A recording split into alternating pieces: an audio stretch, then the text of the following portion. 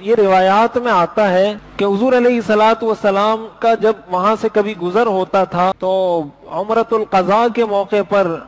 اسی طرح بعض روایات میں آتا ہے فتح مکہ کے موقع پر حضور علیہ الصلوۃ والسلام کا اسی مقام سے گزر ہوا، ابوا نامی مقام سے، اور حضور علیہ الصلوۃ والسلام کے ساتھ صحابہ کی ایک بہت بڑی جماعت تھی، بہت بڑا قافلہ تھا۔ تو صحابہ فرماتے ہیں کہ حضور علیہ الصلوۃ والسلام نے کہا یہاں رکیں، اور آپ وہاں ایک قبرستان تھا، وہاں اندر جاتے جاتے جاتے جاتے صحابہ کو کہا کہ آپ یہیں بیٹھ جائیں، میں اندر جا رہا ہوں،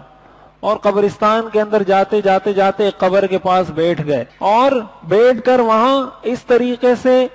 باتیں کرنے لگے جس طرح کوئی انسان کسی زندہ آدمی سے گفتگو کرتا ہے، بات چیت کرتا ہے۔ اور حضور علیہ الصلوۃ والسلام اتنا روئے، روایات میں آتا ہے کہ جب صحابہ نے ان کو دیکھا، حضرت عمر رضی اللہ تعالیٰ عنہ نے پوچھا، اور کسی صحابی کو جرت ہی نہیں ہو رہی تھی پوچھنے کی، تو حضرت عمر رضی اللہ تعالیٰ عنہ نے پوچھا کہ ما یبکیک یا رسول اللہ، کہ آپ کو کون سی چیز اتنا رلا رہی ہے؟ تو حضور علیہ الصلوۃ والسلام نے فرمایا یہ میری والدہ کی قبر ہے،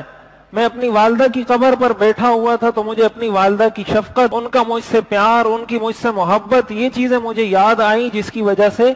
مجھے رونا آیا۔ تو روایات میں آتا ہے کہ حضور علیہ الصلوۃ والسلام اس موقع پر اتنا روئے ہیں کہ آپ اپنی پوری زندگی میں کسی بھی موقع پر اتنا نہیں روئے۔